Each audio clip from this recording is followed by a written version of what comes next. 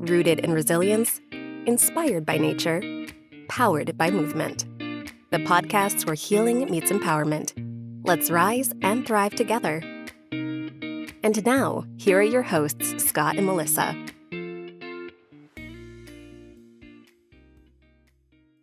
All right, we're live. We are. Welcome to Rise and Thrive, the podcast by Vital Edge Wellness Coaching. I'm here with my co-host, Melissa, and we have a guest today, Alan, who we'll introduce in a few minutes. But we like to start with a mindful moment. So if you would just make yourself comfortable. If you're driving, don't get too comfortable. Just listen to the words Don't close your eyes. Go within. Keep your eyes open. Find yourself in a comfortable position. Close your eyes if you choose to. Maybe lower your gaze if that's more comfortable. And I just want you to take a minute. I'm not going to give you many prompts today. I just want you to take a minute for yourself. Your capital S self. You deserve it. You've been doing things for others all day, all week, your whole life. You deserve a minute. Follow your breath, long exhales, and just take a minute. I'll watch the clock.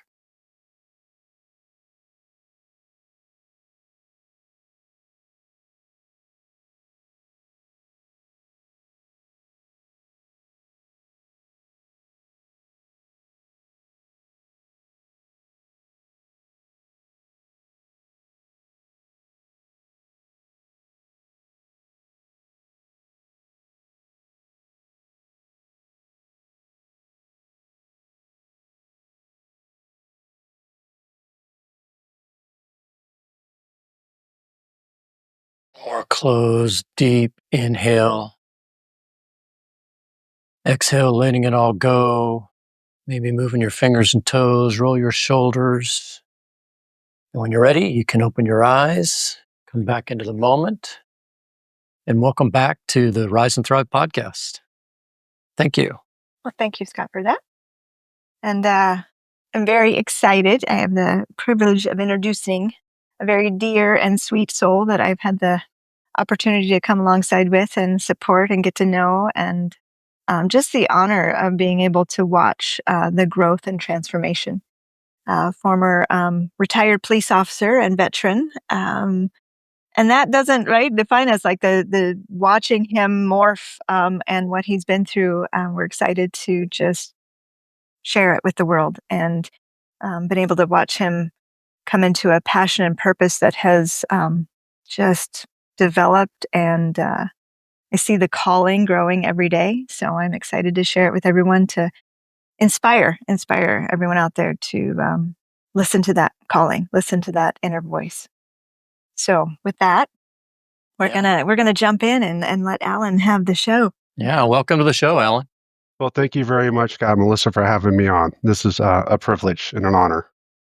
And tell us a little bit about how you and Melissa came together and crossed paths.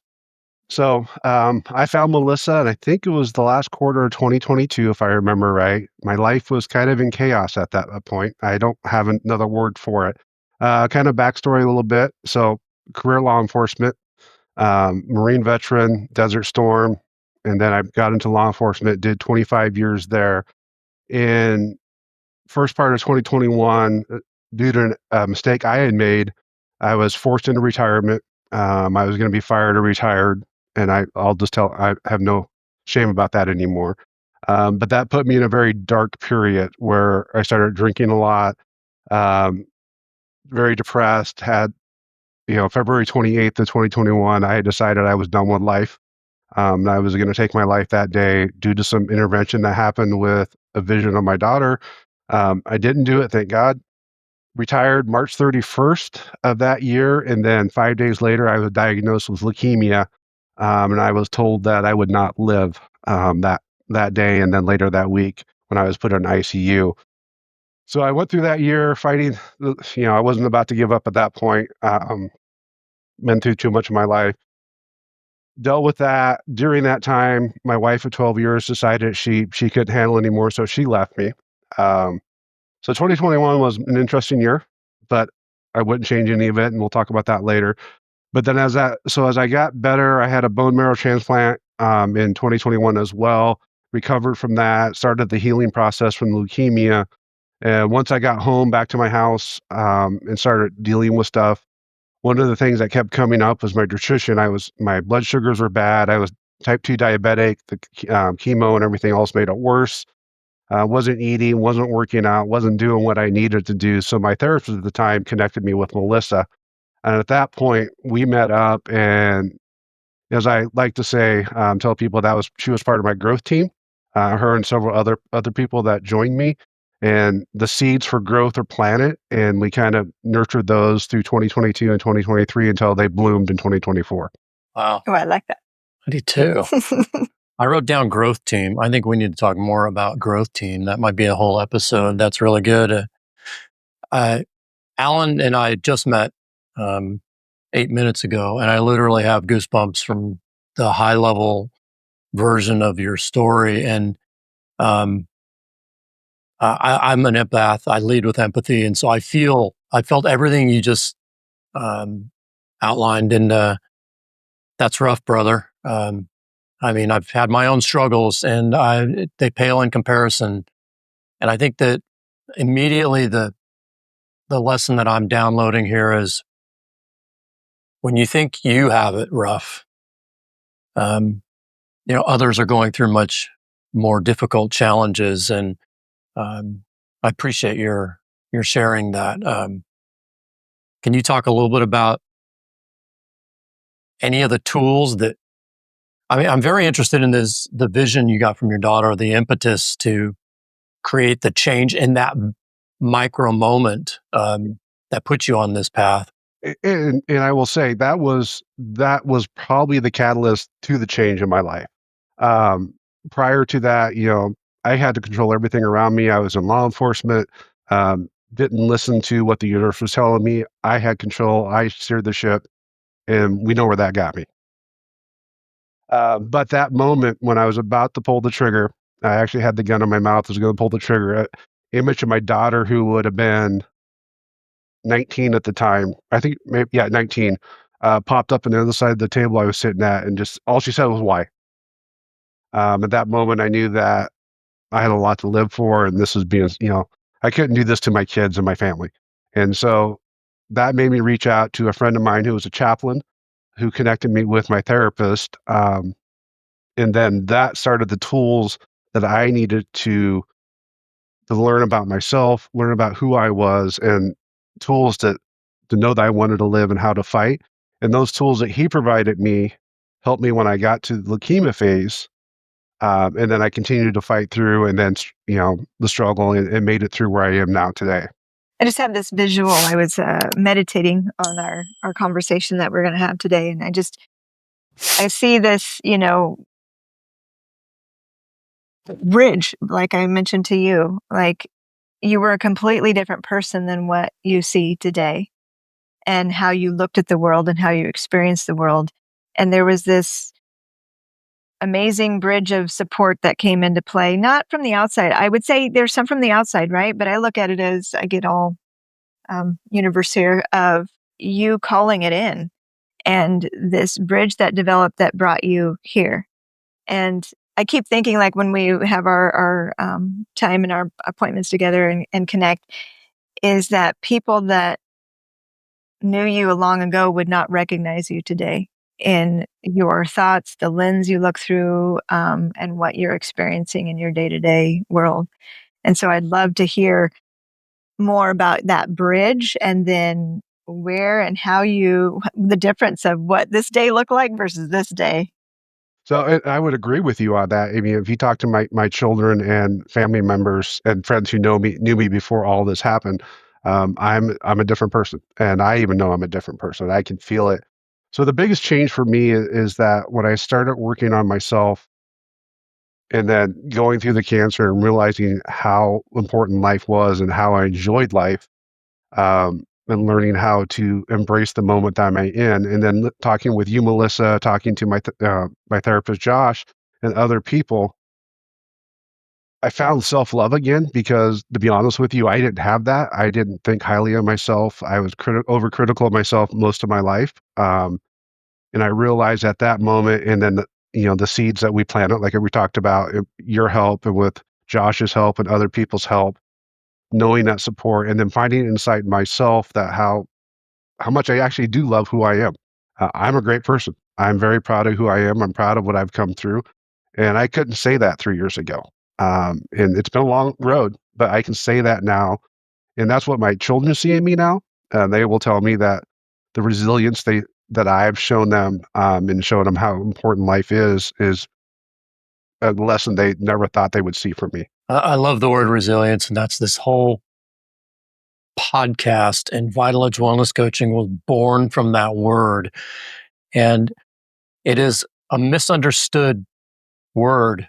You learn the word, right, when you're young, and you are told you got to show resilience in sports and in relationships and in work. And then you take a punch, and you take several punches, and, the great quote by Mike Tyson, everyone's got a plan until they get hit in the face. And Exactly. so where did the resilience come from?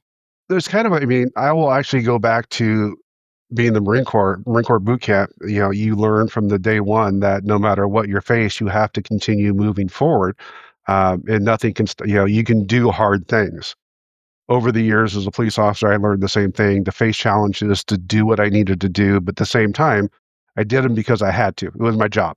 I didn't do them because I thought I had the courage. I never thought I did.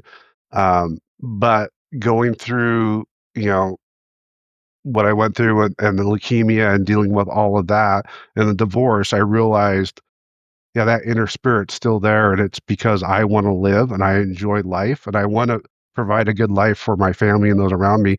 And I want to provide a legacy. I want people to remember me as somebody who was resilient, who was able to fight through um, different things and trauma and deal with it, and then come out on the other side and help other people with it. And you're happy and I'm be happy, right? Yeah, I'm very Yeah. exactly. I'm happy now, and I can't Yeah. say I was happy before all of this. Well, that's a very clear distinction, and you just said it so well that you did it because you had to, right? And we often in this world have those kind of layers because we don't get into the inside. I know you and I've talked about, like, what do you actually feel, to talk about feelings and have emotions and thoughts. And it's almost like going through what you went through peeled those layers off to get to that core that's always been there waiting, to shine through and be that legacy, to be that voice. And, for a lot of us, it takes those obstacles, those things from the outside to get us to the inside.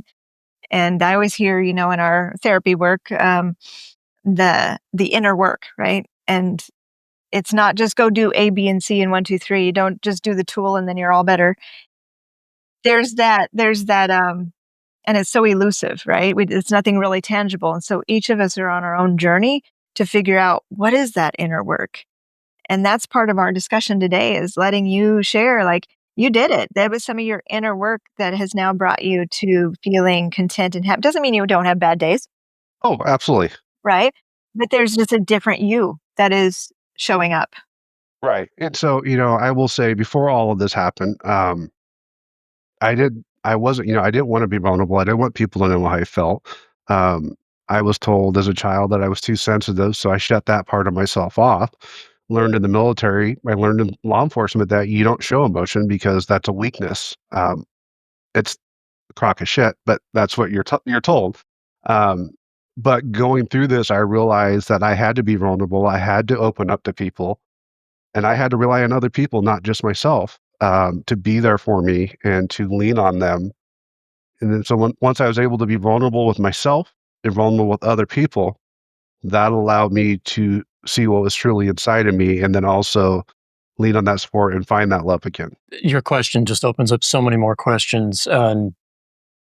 First of all, I applaud you. In my other business, Scott Sadler Coaching, I work with corporate leaders around empathy, leaning into their strengths, being vulnerable. And it's not widely accepted. I mean, No, it's everyone not. likes the label. They're like, yeah, that'd be great. But the work, when you get down to it, people, oh, I don't want to do that. I look weak and someone's coming for me. And so you just described the entire corporate leadership structure and the challenges we have there. It's opening, and more leaders are willing to be open, and the benefit they get as a human is huge, right? As you know. And I want to go back a little bit to the inside work, though, right? And we talk often in this podcast. We refer to Michael Singer's living the life of surrender. I always get that title wrong, and everyone's going to make fun of me. Untethered Soul. Yeah, he's from the Untethered Soul, but this is the living from a place of surrender. It's called, and it's one of the most life-changing things. I think every human being should be mandated to read it and to learn it and to study it, because it allows that inner voice to actually become real and become outpictured. And I'm wondering what your first ever recollection of knowing you had that inner voice and what that experience was versus today when you do actually have it and listen to it. Does that question make sense? It does make sense. If I look back, I really don't know what I realized I had that inner voice, to be honest with you. I think for me, it probably came when I was dealing with leukemia. And then also when I knew my wife was leaving me, listening that, all the stuff that I've told myself over the years is false. And listening to the inner voice and what the universe was presenting me, knowing that I have the strength to overcome this. And so that's when I kind of became to it. Nowadays, I do meditation. I sit there, I listen to silence, and I listen to see what the universe is presenting me. And I follow that now. Before I didn't do that. If it wasn't in my schedule, it wasn't something I planned, I wasn't going to follow it. It didn't make sense. It was, was the term woo woo. And you don't do that in the world I came from. But understanding now, because that's where true happiness is understanding that we're all going to have feelings, and we're all going to see things our own way. And it's how we process that and how we accept that and we move forward with it. Aren't you? I mean, I know you are. I shouldn't even start the question that way, but I'm so grateful for you to discovering this now, because we know that many people never understand that true level of happiness, that true authenticity to yourself, capital S again, that opens up doors to the most beautiful things in life. So I'm just applauding you. Yeah, and it's true. I mean, I thought my whole life was that the whole purpose in this world was to help other people, and I just put myself in the back seat. But really, I wasn't helping anybody until I realized that I could love myself and be happy for who I am. And now I have the skills and the willingness to help other people, and that's what's filling my cup now. Well, and that realizing that you're one of those people to help, right? We always get like putting ourselves aside as some kind of, I wouldn't want to say like I can't think of the words. Like we don't put ourselves on the front burner; we put it on the back burner because we feel that's more. What do I want to say? Fulfill. Well, not like we're meant to. We're supposed to. You're supposed to. Yeah. Yeah. We're supposed to make that sacrifice for others, but that's not the case. Right. And I think that's becoming more and more understood. But at the same time, it's still very much ingrained in many of us that backward voice is like, oh, don't take time for yourself. Don't care for yourself. But when you start to be like we work in our yoga class all the time, is being that observer, as you start to realize you are one of those people to care for. And the famous quotes out there all the time, you got to fill your cup first. You got to put your oxygen mask on first. And what I love seeing and being able to witness and experience in you and other people I've gotten fortunate to work with is to watch their passion come alive in that purpose, like that clarity from your, solar plexus to move forward and say, I know what I'm doing now. I want to share my story. We also want to say Alan is writing a book. Awesome. And I'm excited for that. I got to read little snippets already. And so that's in the making. And he's also starting to support other people in this journey, this healing journey in various venues. And I'm excited to hear more about that. He's got that's again, I want to get into the tools because like I was saying before, I could totally say that your, life before did not contain all the things you do now.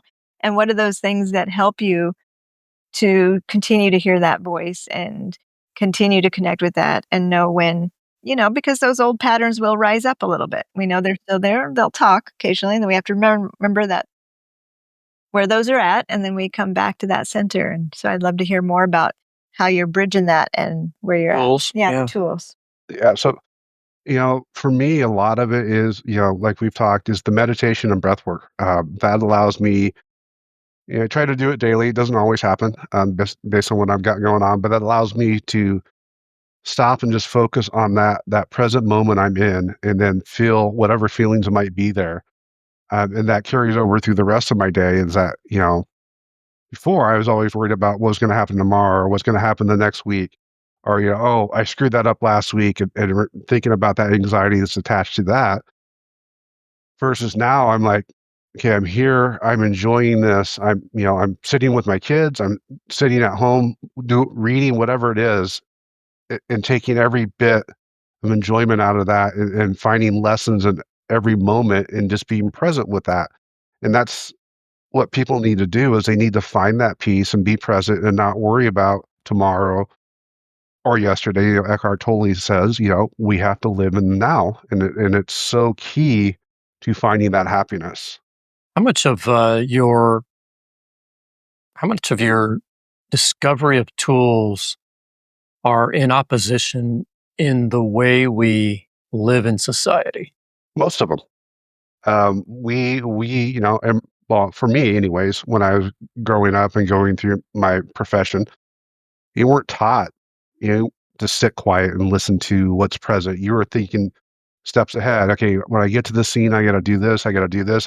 You weren't embracing that moment because you didn't have a chance. And some of that is you had to be that way because of what the job entailed. But the problem is it carries over into your personal life after you leave the job, and then it just, yeah, it leads to depression, anxiety, which is very high in public safety. And so, yeah, the skills that I have now weren't present. I will be honest, I preached it to my officers when I was a captain. I never followed it. I never, because I didn't think it applied to me, or I didn't want them to see I was weak, so I didn't do it. But I always told my officers, hey, you need to go meditate, you need to do this. Um, but now I understand how important those skills are. I've had similar experiences in the business world. Um, Leaders say this is a great thing. Let's do this, and then they don't follow suit, and that's a challenge. But as you said at the beginning, we all have our individual journeys, and you have to do that individual work, regardless of whether you're saying it's good for someone else. You're still going to pay a price, I think, uh, if you don't engage in that way. So I believe that. I know the cancer. There's different theories on why I got sick, but part of it is I didn't take care of myself. I lived on that edge of anxiety and depression, and I didn't do what I needed to do. And I think, the universe was telling me, hey, stop, or you're going to die. And so that's the lesson I got out of that, and I just moved forward with it. So I'm going to ask another question. Our whole concept for Vital Edge Wellness is born from the things we're discussing today, right? So mindfulness and meditation, we've talked about that. Listening to your inner voice, we've talked about that. The ability to overcome and be resilient, we talked about that. What about functional movement and nutrition and its role with those other things? Because I feel like that's one of the reasons that Melissa and I are so powerful together, is because she brings that functional movement and the nutrition with those other tools that we're both really gifted in, that we have lived, and we've overcome our own stuff. Tell me about the nutrition and the functional movement piece. So those are key. And so, I've always kind of been into fitness to a certain degree. Some of it was I like to eat, so I would run. Yeah. Part of it was also, yeah. And then when I was working, and when I got stressed or I felt like I screwed up, I would go work out to hurt myself, till I puked or whatever. However, what I learned, especially when I was going through leukemia, and so this is kind of a story that I talk about in my book, but after my transplant, I had to stay within 15 miles of the hospital. So we had a condo up in Lake Oswego. We rented. and it was the summertime. This is when the heat wave happened. So I stayed in the room. I couldn't move. I didn't get out, didn't do anything. One day I went into an appointment. And my oncologist is like, "Are you walking?" Because I wasn't making any advancements. My blood levels weren't changing. I said, "No, I don't have the energy." And, well, how can you ask me to walk when I've lost 50 pounds? I look like a ghost.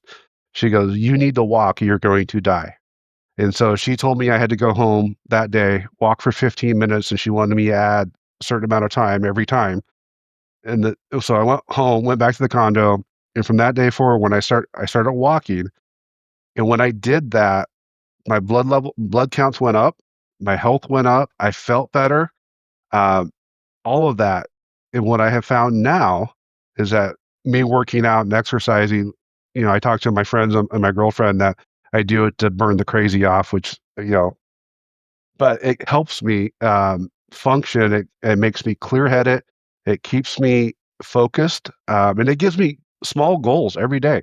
"Hey, today I'm gonna do this." So I have those goals, and when you accomplish those goals, you can move on, and that's what I found out when I was going through leukemia is, "Okay, I'm gonna walk for 15 minutes today. I'm gonna walk for 20 minutes today. I don't care if it's 100 degrees outside." And then I'd go out with my walker or, and do it around the parking lot, and I got better and better and stronger.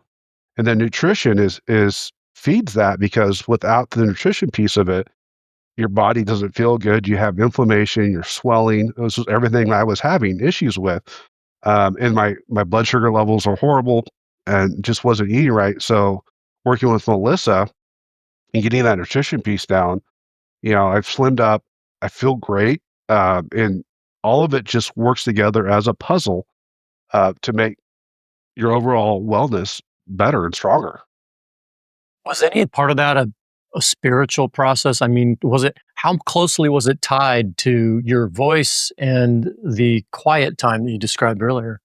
All of it, because so if I didn't work out or I didn't walk and I sat in my chair and this is what was happening. I was sitting in my recliner in this condo, feeling sorry for myself, feeling like a victim, and wasn't improving.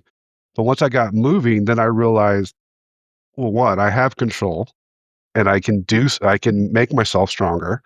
And then that led to, spirituality for me. All of this has been a spiritual journey. I was raised in the Christian church. I still have that faith. However, I do believe Christianity kind of takes you so far. There are some aspects of it that actually lead to the guilt that we all feel. And then the Eastern philosophy, Eastern religion, some of the stuff that I've worked with Melissa makes that puzzle complete for me. And that's what leads to that inner voice and just all of it. Yeah, they're all interconnected. And I can't really describe how, but without one piece, the other one doesn't exist. Thank you. Well, again, I think I keep seeing the bridge, and it's just like when we create that foundation, it's all the pieces of what we are meant as humans to learn. Like many of us don't grow up learning how to take care of this body. We're meant to go to school, work, and hope the body keeps up with it all. And all that. Don't worry, don't stress, but just keep doing. And there's no connection. And so when you start to have that connection, you realize that, oh, I have a responsibility, and the number one responsibility is to take care of this body every day. And so those are all those pieces that you're describing. And so really, like we go back to everybody's journey, is figuring out what is your personal recipe of those pieces that come together that help you to thrive. We've worked on a morning routine. We've worked on, and it's not forcing these things to happen. It's integrating them into a way of being. It's not, oh, now do these things, like I said before, and then you're better. This is a way of life for you. I've seen it just transform to where you're not now making it happen. It's just how you are. And it's coming from that place of surrender, that place The place of surrender. It is a place of surrender. And I would agree. I mean, each of us have our own puzzle we have to put together. If I went back to my old self, it would be, okay, I have to get up at 6 o'clock. I have to be in the gym by 6:30. I have to eat breakfast. I can't do that. And that's just not my style. There are people that can do that and that works well for them. But no, when my body is ready to work out, I'm going to work out. When I'm ready to do the meditation, my body will lead me there. And it's on me to listen to that and follow that instead of forcing it. It's that giving up the control and surrendering. Absolutely. Because ultimately, we are not in control, and we want to think we are. And yeah, so can you tell us a little bit about your book? So did really good when I got home in 2021, and when I moved in the new place after the divorce and stuff. I was really good. Covered cancer, my employment, all of that stuff. And then I kind of put it away for about a year and a half. Now I've started back up. But so it's basically describing, what I went through. And I talk about some of the skill sets I had prior to what I am now, prior to everything happening, which was not a skill set, drinking alcohol, working out just to dull the pain and all the stuff I was doing that was improper and I saw trauma in my life. There's stuff that happened that I didn't know how to process and didn't process it. And it all came back to haunt me later. But the book talks about that, and it talks about going through, being an administrative leave, being told I was going to get fired, having to retire, the suicidal part of that. I talk heavily about that. And then I go into talking about leukemia and what I did and the skill set. And right now we're talking, so then I talk about the growth team I built and the seeds I planted. And it goes from there, and we'll talk about the transformation that happened, and we'll kind of end up there. These are the lessons I learned. And anybody who goes through, I call it temporary, is growth through chaos. Is anybody can use that chaos to use it to propel you and grow, but you have to be open to it. Yeah, the only way out is through, right? Absolutely, yes. Yeah, I can relate to that in my own life, and you're speaking the truth of what has to happen. You can't ignore the chaos, and you can't stay in the chaos. So therefore, you have a choice, and that's where your inner voice gives you the choice. I love that, and we'll be sure and put your book, your title, and when it's ready into our show notes so that people can access it, because I think people are going to really want to read your story. I think I have one more question. I do too. Okay, good. We have a lot more questions. We're trying to restrain ourselves. Yes, a little timer here, but um, what are you most excited about today? So for me, and me and Melissa have talked about that, there is I never believed in the earth energy and listening to that, but there is an energy force I feel that's going to happen. I sense, and I'm excited because I'm putting together either, retreats to help first responders and veterans deal with this, and how do we grow from there? I want to teach other people and tell my story for they can be vulnerable, for they can see the growth and experience the growth that I have and find that happiness, because I know too many first responders, police officers, most of my friends are retiring now and they're all bitter. They're all angry. They don't need to be. And so working with them and trying to get them to move forward. So that's my excitement is what I have learned in teaching others for they can experience my happiness. That's amazing. Have you done any? Are you starting those? I haven't did any retreats. We're working on a master class on how to do retreats and structure like that. So I've helped out with a couple retreats on some other stuff, but I have not branched out on my own yet. Awesome. Well, when you do, you let us know, and we'll be sure and let our listeners know too. So yeah, the goal would be to have the book and those kind of coincide together.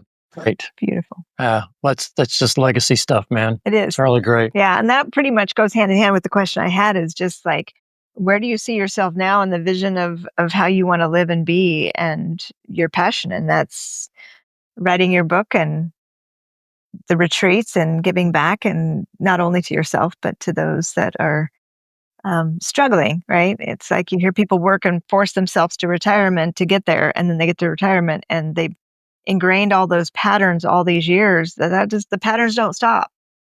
And offering those avenues to help alter those patterns and awaken to how life can be completely different than what they have seen through the lens. Just understanding that being a firefighter, police officer, veteran, Marine, that's not your identity. Your identity is inside of you, and you have to find that. That's where your happiness is. I love it. What a great episode. I think we could talk for 2 hours. So we'll be sure to have you back, and especially when you get your retreats up and running. Yeah, I that'd think be- that would be really amazing. Alan Lynn, thank you for being with us today on Rise and Thrive, and we look forward to keeping in touch with you. Absolutely. Thank you so much for having me today. This was awesome. It's Thank been a you. pleasure. Thank you. Thank you. Namaste. See you next time. Yes. Thanks for joining us on this episode of Rise and Thrive.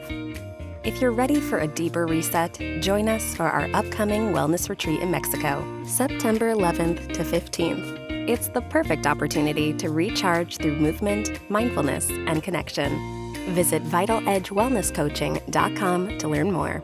If you found this episode valuable, please subscribe, leave a review, and share it with someone who could use a little more rise and thrive in their life. Follow us on your favorite platform to stay inspired. And until next time, keep rising and keep thriving.